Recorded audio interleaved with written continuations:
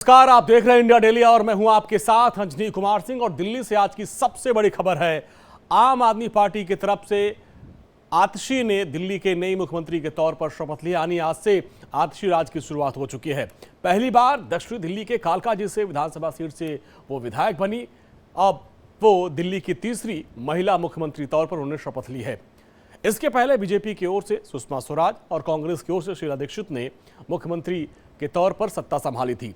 आतिशी के साथ 5 विधायकों ने भी मंत्री पद की शपथ ली और जिनमें केजरीवाल कैबिनेट के समय के 4 मंत्री रहे और इसके अलावा एक नए चेहरे को कैबिनेट में जगह दी गई आतिशी के, इनका नाम है मुकेश अहलावत और उन्होंने भी इस बार मंत्री पद की शपथ ली है। यानी कुल 5 मंत्रियों ने शपथ ली, जिसमें एक नए चेहरे को मौका दिया गया है। दिल्ली में शपथ ग्रहण के बाद आप नेताओं का क्या कुछ कहना है, आइए सुनते हैं। मार्गदर्शन और नेतृत्व अरविंद केजरीवाल जी का रहा अभी तक, वो आगे भी रहेगा उसी प्रकार से। और हमारा गोल सिर्फ एक ही है कि दिल्ली की जनता के लिए जिस प्रकार से पहले काम करते रहे उसी प्रकार से आगे भी काम करते रहेंगे। और हम सभी का संकल्प एक ही है कि अरविंद केजरीवाल जी को वापस जो चुनाव है उनमें वापस लेके आना है और फिर दोबारा उसी प्रकार से लोगों के लिए काम करें। जितने भी ज़रूरी काम है उन सबको हम पूरा करने की कोशिश करेंगे और जो गाइडेंस एक नेशनल कन्वीनर के रूप में भी अरविंद केजरीवाल जी रहेगा, उसी के चलते हुए हम आगे काम करेंगे। ये पूरी टीम अरविंद केजरीवाल की टीम है और अरविंद केजरीवाल की इस टीम का जो लक्ष्य है कि अरविंद केजरीवाल जी ने जो काम शुरू किए चुनाव तक उसे और ऊंचाइयों तक ले जाना। दूसरा, अभी खास तौर से चूंकि सर्दियों में वायु प्रदूषण का स्तर काफ़ी बढ़ता है, तो उसको कैसे दिल्ली की जनता के साथ मिल करके नियंत्रित किया जाए, उसको कार्य योजना बना करके काम करेंगे। साथ ही साथ इस तरह की जो और चुनौतियां हैं उनके भी समाधान के लिए हम मिल करके प्रयास करेंगे। आतिशी ने आज मुख्यमंत्री पद की शपथ ली, जिसके बाद उन्होंने अपने गुरु और बड़े भाई अरविंद केजरीवाल से मुलाकात की, उनका पैर छूकर उनका आशीर्वाद लिया। ये तस्वीर आपको हम दिखाते हैं। शपथ ग्रहण के मौके पर अरविंद केजरीवाल, आम आदमी पार्टी के राष्ट्रीय संयोजक वहां पर पहुंचे थे। इस दौरान आतिशी ने मुख्यमंत्री शपथ लेने के बाद अरविंद केजरीवाल के पैर छूकर उनका आशीर्वाद लिया और मनीष सिसोदिया से भी उन्होंने आशीर्वाद लिया, क्योंकि इन दोनों के काफ़ी करीबी रही हैं। और मनीष सिसोदिया जब मंत्रालय संभालते थे, शिक्षा मंत्रालय, तो उस वक्त उनकी सहयोगी हुआ करती थी आतिशी, और अब वो दिल्ली की नई मुख्यमंत्री बन गई हैं। और ऐसे में उन्होंने सबसे पहले आकर अपने राजनीतिक गुरु अरविंद केजरीवाल का आशीर्वाद लिया। ये उस वक्त की तस्वीरें हैं।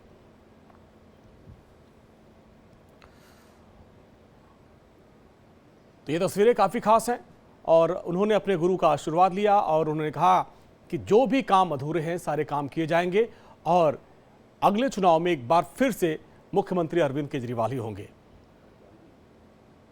मैं माननीय मुख्यमंत्री अरविंद केजरीवाल जी का बहुत बहुत तहे दिल से शुक्रगुजार हूं और हम लोग दोबारा 4 महीने बाद 5 महीने बाद दोबारा दिल्ली असेंबली का इलेक्शन होने वाले हैं, तो हम दोबारा बहुत मजबूती के साथ दिल्ली की जनता अरविंद केजरीवाल जी को मुख्यमंत्री बनाने जा रही है। देखिए, अरविंद केजरीवाल जी की गाइडेंस से हम लोग काम कर रहे हैं और उन्हीं की सरपरस्ती में सारा काम दिल्ली का चल रहा है। चाहे वो एजुकेशन मॉडल हो, आप दिल्ली का देख लें, चाहे 200 यूनिट बिजली फ्री हो, चाहे 20,000 लीटर पानी फ्री हो, चाहे महिलाओं के लिए बस में यात्रा फ्री हो, तो उन्हीं कामों को लेकर आगे बढ़ रहे हैं। शपथ ग्रहण से पहले आज आतिशी ने अरविंद केजरीवाल से उनके आवास पर जाकर मुलाकात की। इस दौरान कैबिनेट में शामिल होने वाले विधायकों ने भी अरविंद केजरीवाल से मुलाकात की। ये तस्वीर उस वक्त की है जब ये सारे विधायक मंत्री पद की शपथ लेने जा रहे थे और आतिशी के साथ सभी पहले राष्ट्रीय संयोजक अरविंद केजरीवाल से मिलने पहुंचे और वहां से मिलने के बाद फिर वो राजभवन पहुंचे और 4:30 बजे ये कार्यक्रम हुआ, जिसमें आतिशी ने मुख्यमंत्री के तौर पर अपनी शपथ ली। दिल्ली में आज से आतिशी पारी की शुरुआत हो चुकी। इस मौके पर बीजेपी के सांसद मनोज तिवारी वहां पर मौजूद थे। क्या कुछ कहा, सुनते हैं। मेरा मानना है कि इस बदलाव के बाद, हालांकि समय बहुत कम है, 3-4 महीने में दिल्ली में चुनाव होंगे, लेकिन दिल्ली को तीसरी महिला मुख्यमंत्री मिली हैं उनको आतिशी जी को बहुत बहुत बधाइयाँ। बस मेरी कुछ दिल्ली के कंसर्न हैं जो मैं अब उनके मुख्यमंत्री बनने के बाद दूंगा।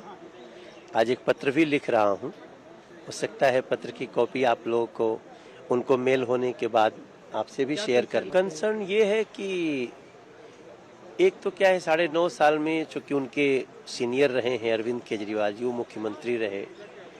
आप दिल्ली की स्थिति देख ही रहे हैं, सड़कों में गड्ढा, नदी गंदी, हवा गंदी, सब कुछ। तो हम उनसे प्रार्थना कर रहे हैं कि आप इस दबाव में मत आइएगा कि आप काम कर दोगे तो उनका नाम अरविंद जी का खराब होगा। आप अपना खुल करके काम करें, हम इस 3-4 महीने में आपका पूरा सपोर्ट करें। और अब खबर मुंबई से, जहां पर धारावी मस्जिद कमेटी की बीएमसी को एक चिट्ठी लिखी गई है और जिसमें उनसे कुछ दिन का अतिरिक्त समय मांगा गया। ये बहुत बड़ी खबर मुंबई से, जहां पर धारावी मस्जिद कमेटी की तरफ से बीएमसी को एक पत्र लिखा गया है और जिसमें मस्जिद कमेटी की तरफ से बीएमसी से 4-5 दिन का अतिरिक्त समय मांगा गया है। लेकिन इस सब मामले पर सियासत भी हो रही है और बीजेपी के विधायक नितेश राणे ने हमला किया और कहा कि मस्जिद का अवैध निर्माण तोड़ने गई थी बीएमसी की टीम और मस्जिद समुदाय ने बीएमसी की गाड़ियों पर तोड़फोड़ की। मुंबई में दादागिरी नहीं चलेगी।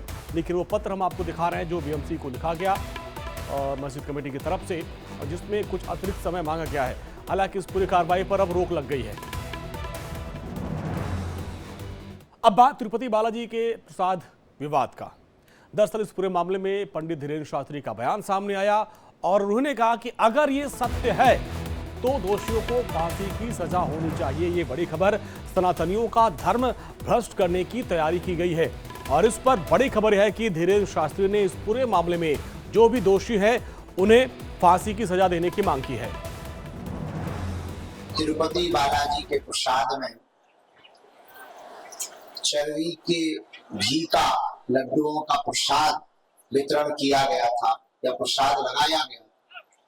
अगर ये जानकारी सत्य है तो ये बहुत बड़ा अपराध है। निश्चित रूप से भारत के सनातनियों के खिलाफ ये सुनियोजित तरीके से किया गया षड्यंत्र है और इस प्रकार का कृत्य करके भारत के सनातनियों को धर्मभ्रष्ट करने का पूर्ण रूप से तैयारी की गई है। हम तो चाहेंगे कि वहां की सरकार सख्त से सख्त कानून बनाकर उन दोषियों को फांसी की सजा देवे।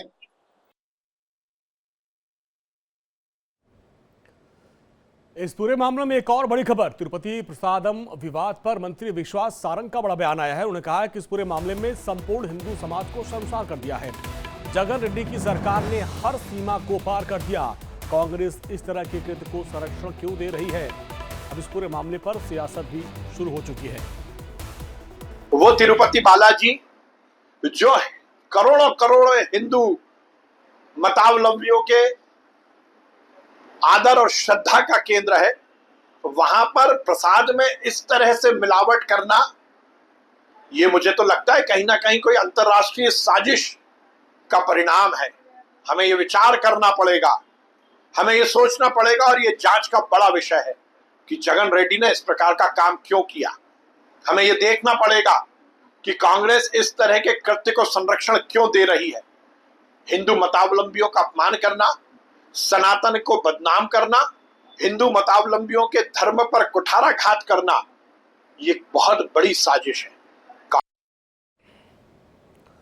खबर यूपी के उन्नाव से, जहां पर मुठभेड़ के दौरान पुलिस को बड़ी कामयाबी हाथ लगी है। दरअसल एसपी सिटी अखिलेश सिंह के नेतृत्व में पुलिस ने बिहार थाना क्षेत्र में लूट की घटना को अंजाम देकर भाग रहे लुटेरों को गिरफ्तार कर लिया है और इस दौरान 2 बदमाशों के पैर में गोली लगी और जिनका इलाज चल रहा है, जबकि बदमाशों के 2 साथी मौके से फरार होने में कामयाब रहे। फिलहाल पुलिस पूरे मामले की जांच कर रही है और फरार बदमाशों की तलाश कर रही है।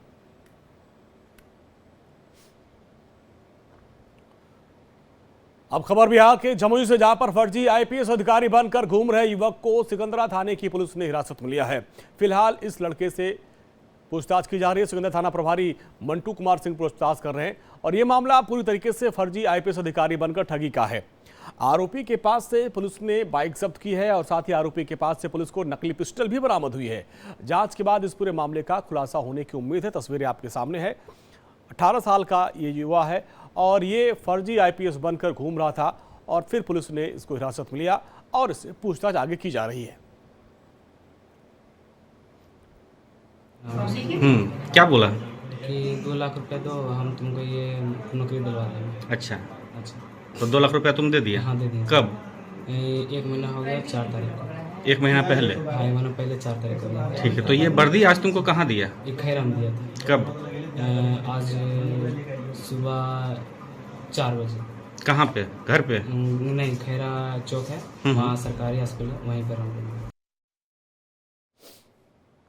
यूपी की राजधानी लखनऊ से खबर, जहां बेकाबू कार का कहर देखने को मिला, जहां ठाकुरगंज थाना क्षेत्र के हुसैनाबाग में तेज रफ्तार बेकाबू कार ने कई लोगों को टक्कर मार दी और बताया जा रहा है कि इस घटना में कई लोग घायल हुए हैं। हादसे के बाद मौके पर गुस्साए लोगों ने आरोपी ड्राइवर को पकड़ लिया, कार से निकालकर जमकर पीटा। इतना नहीं, आरोपी की कार में भी तोड़फोड़ की गई। देखिए तमाम, ये देखिए बाइक सवार इसको भी टक्कर मार दी थी और कई लोग इस दुर्घटना में घायल हुए।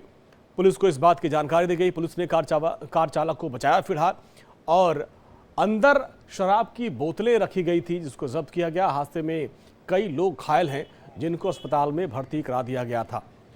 खबर है कि ये शराब के नशे में था और जिसके बाद गाड़ी अनियंत्रित